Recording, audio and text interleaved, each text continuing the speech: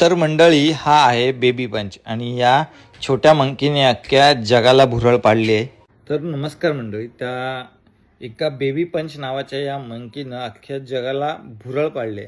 या मंकीबद्दल खूपच वाईट वाटलं जेव्हा त्याच्या आईने त्याला धुडकारलं आणि तिथपासून त्याला तेथील कर्मचाऱ्यांनी तो टॉय दिला आणि तो त्याच्यासोबतच खेळतोय. आणि त्याच्या आईनं त्याला नाकारल्याच्या नंतरला तो एका टॉय सोबत खेळतोय आणि त्याला तो आपली आई मानतोय.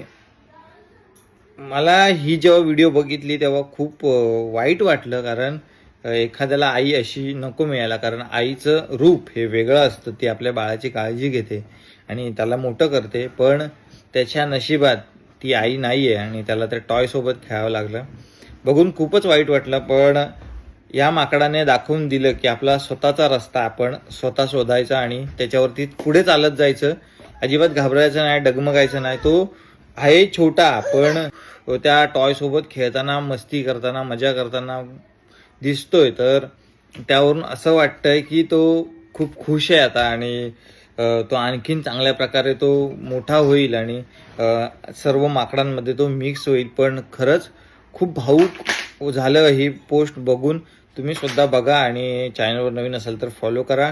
तशाच तुमच्या या मंकीबद्दल काय प्रतिक्रिया असतील तर कमेंट करायला विसरू नका. Bye bye.